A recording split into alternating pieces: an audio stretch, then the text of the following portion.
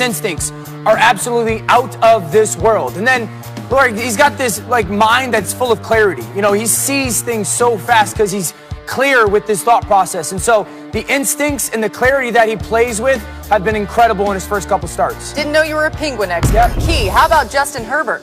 I think he's going to be great because he's in a great organization with some fabulous receivers in Keenan Allen along with Mike Williams. They just got to figure out how to win football games. He's certainly not the problem. He can certainly be the solution for them long term. Yeah, and you know what's been great about Justin Herbert, too, is he was a guy that had some great hair, some flowing locks. Notice that I am talking about this in past tense, and we're going to reveal why in a moment. Justin Herbert, in my opinion, did a regrettable thing today. Got a little haircut. And that lettuce. We're going to show you this is what it looks like now. Dan, before I bring you in, he told the media he hasn't cut his hair since 2017 or 2018, not sure, and that the strength and conditioning coach John Lott cut it for him. Yeah. Looks like it. Right? I need more reaction out of you. Why are you guys so flustered? I don't know if we were going to video or not. No. It's your time. Go ahead, Dan. I hope this isn't turned into like a Samson situation where you were really good with your long hair and then you shaved it and you don't play well. Why the strength and conditioning coach? You couldn't. You're like the fifth, sixth pick of the draft. We couldn't go to a barbershop or something or get someone to the house or. John Lott, though? No. John Lott was my strength coach at the New York Jets. He looks like a military guy.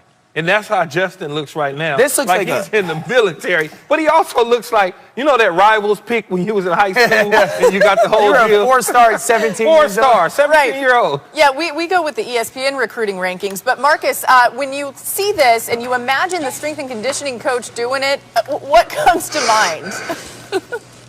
The worst person in the world to have cut your hair is the damn strength coach. All right, that's number one. All of them shaky, all of them sweaty and stinky. So I'm sure that this was a rushed haircut because he wanted to get out the seat. The second thing is, let me throw my man D.O. a lifeline. He had no idea what to say about Justin Herbert's haircut. The haircut is all about, let me look young in case I start messing up down the stretch. Stupid. I can remind everybody that I'm still a rookie.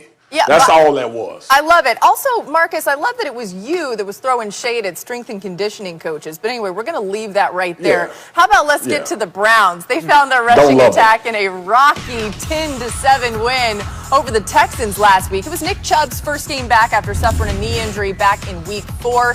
Both Chubb and Kareem Hunt put up 100 yards on the ground, becoming the first Browns duo to do that in a game since Hall of Famer Leroy Kelly and Ernie Green in 1966. And listen, the Browns front office has placed a huge emphasis on football analytics. Cleveland appears to be going against that grain, though, a bit. Kevin Stefanski's offense has run the ball by design 65% of the time on first down this season, the highest rate in the NFL and well above the league average of 48%. So, Dan, what do all these first down running plays tell you about this offense? It's either they don't trust Baker Mayfield or they believe their formula is greater than the analytics. Laura, you hit on it. This team believes in analytics from the general manager to the head coach to the front office.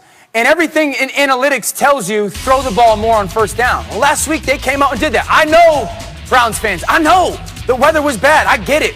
I saw all that. But you started the game throwing the ball a bunch on first down, and you were successful doing it. The first 4 first downs of the game, you threw the ball, and Baker went 4 for 4. It didn't build you any crazy kind of lead. And then after that, after 9 minutes to go in the first quarter, you threw the ball on first down one more time throughout the whole game. The game was 3-0 for most of it. And so it's really interesting to see this organization go, we believe so much in analytics, but not do the analytics when it comes to throwing the ball on the first down. So do they sit there and go, you know what? The formula for us, the Cleveland Browns in 2020 to win football games is run the ball more, play opportunistic, really fast defense, and make sure that we don't expose what we believe to be the weakest part of our team is at quarterback? I know right now out there in Mina Kimes' magical, smart, summa cum laude world, she's looking at me like this and telling me, Marcus, you better not talk down on analytics, damn it. And I'm not, Mina. What I'm going to tell people is This is all about Baker Mayfield. This is all about Kevin Stefanski protecting his quarterback, which you rightfully so, right? We went from this conversation about Baker Mayfield being the guy, the catalyst, and Dan told me, which I hate admitting I'm wrong to Dan Orlovsky, but he told me that Nick Chubb, he told us, and he told America that Nick Chubb was going to be the most important part to what they do offensively. He is, because it protects Baker Mayfield. Kareem Hunt protects Baker Mayfield. That's why you see the first down runs, to get in manageable second down situations so you have a run pass option. It's football 101. When you want your quarterback to be a game manager, you lean heavily on the run game and allow him to dink and dunk and then make 1 or 2 throws a game. I don't think it has anything to do with Baker Mayfield or analytics. It got something to do with them 2 studs in the backfield, period. When you look at what they do, you just take a peek at what they do. They run the ball well. They're 6-3. Has nothing to do with Baker Mayfield. Kareem Hunt and Nick Chubb and an offensive line that will push you around. That's simple. It's simple and all. And I know, Dan, you think, okay. No, I'm a Baker fan. They're built on analytics. That's what they think. No, they're built on trying to win football games. And if they're giving you the best chance to win, go back to Minnesota and you think about Dalvin Cook. Yeah. Or you go back to what Gary Kubiak's philosophy was when he was in Minnesota teaching Stefanski how to run an offense.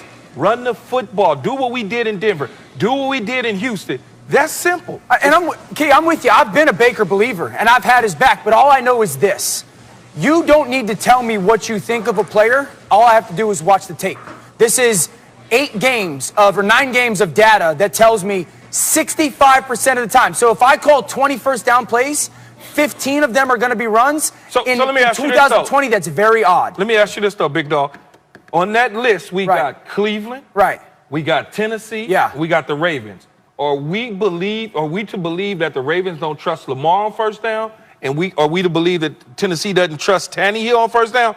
Or the running game superior versus the passing? No, I mean, that's a fair point. But I think that you look at Cleveland, that's 65, and Tennessee's at like 55. I mean, there is a significant difference. The numbers analytics. No, there's a real thing to it. 9 games of data. Would you rather be second and 17 or second and 5? Well, the one thing, guys, is that Baker Mayfield's been held without a